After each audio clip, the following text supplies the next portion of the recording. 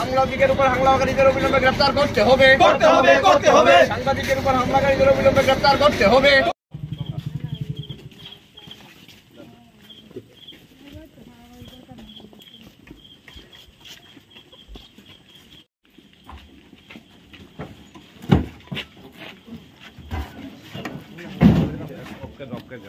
সম্পূর্ণ এখন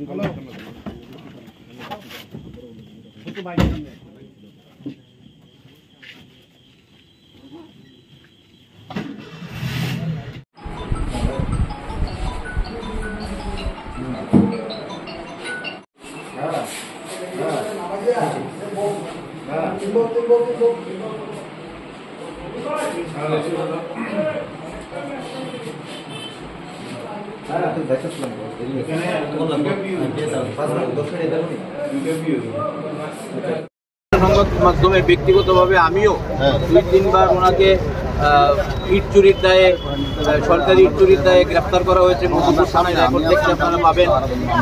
ওনার ভাই সহ পুরো পরিবার বিভিন্ন অপরাধের সঙ্গে যুক্ত এবং একজন গ্রুপ ডি কর্মচারী মিনিমাম 70 থেকে 80 কোটি টাকার স্থাবর সম্পত্তি ওনার বিশালগড় শহরে আছে। আমি তথ্যভিত্তিক বিভিন্ন সময় সংবাদও করেছি, জানি না ওইসব সংবাদের পরিপ্রেক্ষিতে কিনা আজকে পরিকল্পিতভাবে উনি তো ছিলেনই সঙ্গে বিশালগড়ের কিছু দাগি নেশা সামগ্রীর বিভিন্ন গাড়ি, বিন্দুসার বেশ কয়েকটি নামি বেনামি গাড়ি আছে এবং এই গাড়িগুলো দিয়ে আজকে উনি একটি গাড়ি, এই বিষয়টা নিয়ে মূলত সম্ভবত আজকে একটি গাড়ি যেগুলোতে গাঁজা সহ বিভিন্ন সামগ্রী পাচার করে বুলেরো যাত্রীবাহী গাড়ি, এই গাড়িটাকে আজকে সাফাই করার জন্য উনি বাইপাসে একটি ধোয়া গাড়ি পরিষ্কার করার একটা দোকান আছে, ওখানে গেছিলেন। তো ওই এলাকায় আমাকে দেখেছেন এবং পরবর্তী সময়ে আমাকে আবার ওই গাড়ি যেটাতে পরিষ্কার করে সেই দোকানেও দেখেছেন। এবার সন্দেহ করতে পারেন যে ওনার এই নেশা সামগ্রী পরিষ্কার করার গাড়ি এগুলোর সম্পর্কে আমি সংবাদ সংগ্রহ করতে পারি আমাকে একটা থ্রেট করার জন্য।